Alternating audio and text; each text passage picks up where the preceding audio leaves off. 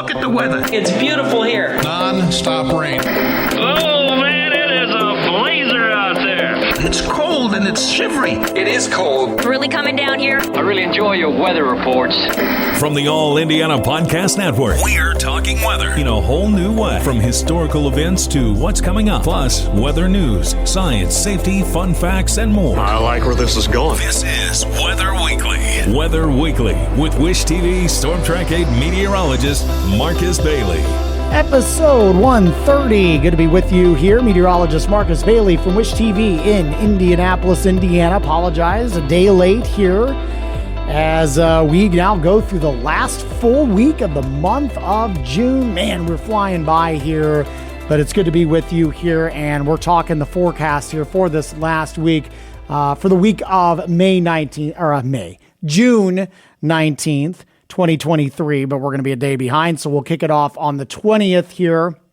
Good to get at least a little bit of a rain. Just a quick update, though. The new drought monitor that came out on Thursday now has basically the northern half of the state in a moderate drought, and now northwestern Indiana, the extreme northwestern counties, now considered in a severe drought. That's not a good situation to be in. The southern half of the state now considered abnormally dry. That includes Indy and the metro counties south. So it doesn't matter where you're at in the state, we're running dry, but it's a little bit worse the farther north you go. We added a little bit of rain in the bucket over the last couple of days, probably not enough to really change that. As we're recording this on a Tuesday, the new drought monitor will be kind of evaluated, but we won't get the new release until Thursday. So any rain that we get, say, from today through Thursday when it's released will not count toward that drought monitor there. And I would expect that we're not going to see many changes, or it may worsen a little bit with some of the dry conditions. So we'll keep you updated on that, but we're still running desperate for some rain. Hopefully we can find some here. We'll have some chances, I think, as we go through this week. Not great, but there will be some areas that do pick up on a little bit of rain. We'll talk about that and the rest of the week's forecast. That's coming up next on Weather Weekly. All right, episode 130 here. It is the week ahead for the week of June 19th, but we're going to kick things off since I am a day late. That's my fault. A day late on the podcast. We will kick it off on the 20th, which is a Tuesday, and we started off with a few sprinkles.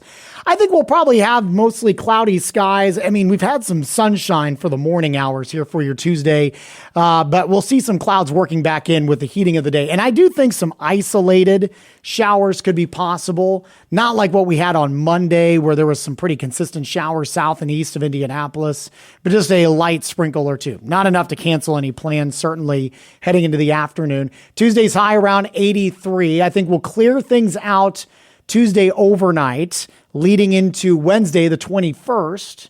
Mid-60s when you wake up Wednesday morning, and I think it's a partly cloudy sky, maybe mostly cloudy, and there could be a few showers well south of Indianapolis Wednesday afternoon, but I think in the city we're dry, and we'll finish with a high of 81, so it's a little bit cooler. So what's really been going on is we've had this low that's been kind of hanging out, a cutoff low down just south of us, kind of floating between Kentucky and Tennessee.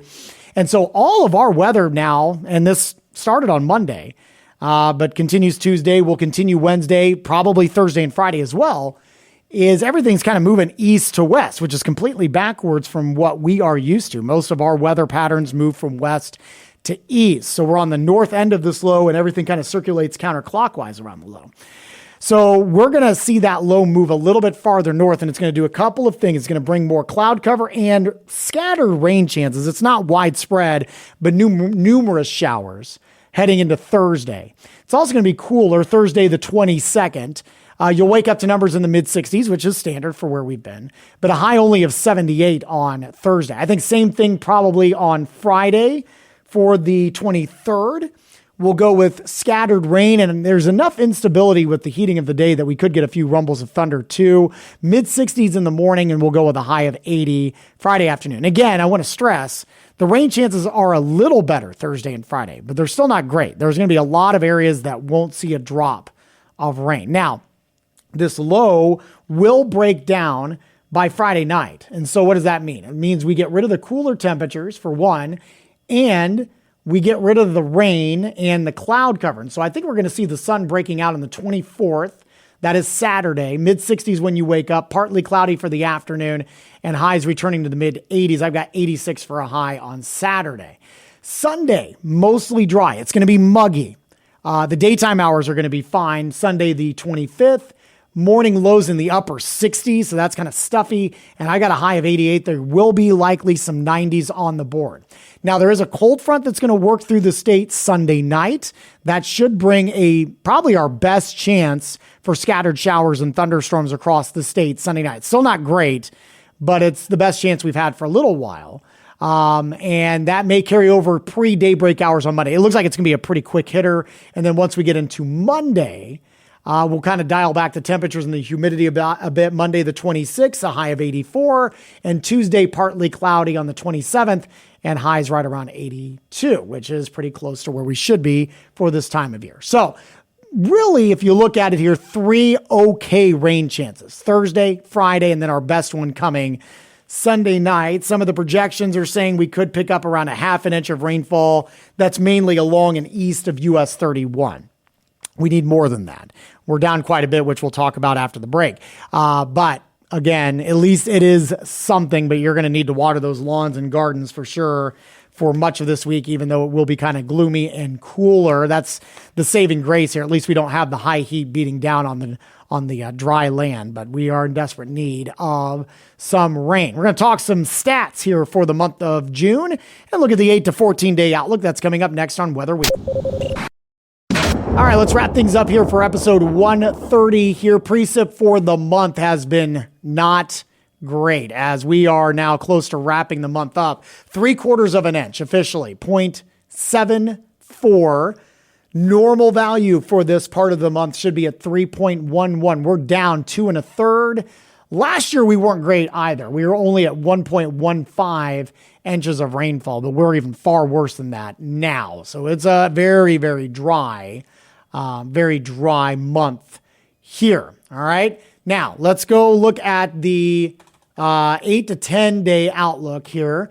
And the temperature 8 to 14 days. So this would be valid for June 27th through July 3rd. We're kind of right in the middle, below average temperatures along the East Coast, well above average temperatures in the Central Plains, and unfortunately for Southern Plains, Texas, Oklahoma, Louisiana, where it has just been stifling heat, 100-degree temperatures for consecutive days. They're looking at above average temperatures continuing. We're in the near normal range. So nothing too significant there. And not a high probability, but we lean at least toward the above average precipitation. So that is some good news there.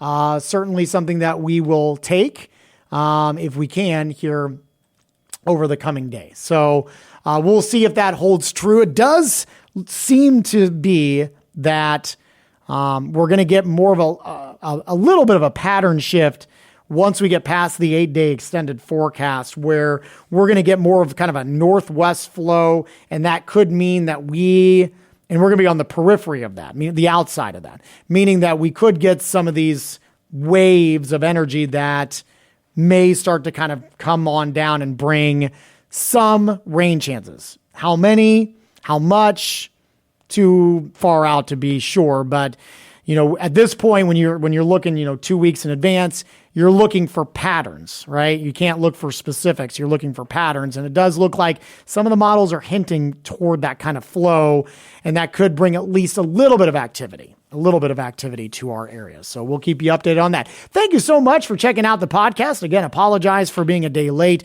but again, I know there's many of you that listen to this and depend on it, and I greatly, greatly appreciate you guys listening. You can always email me anytime, marcus.bailey@wishtv.com. You can also get our forecast 24 hours a day on our website, wishtv.com, and for free with our Storm Track 8 weather app. And you can catch my forecast Monday through Friday on Wish TV Daybreak on the TV side starting at 4 a.m. While you're here, make sure to check out all the other great podcasts, all part of the All Indiana Podcast Network.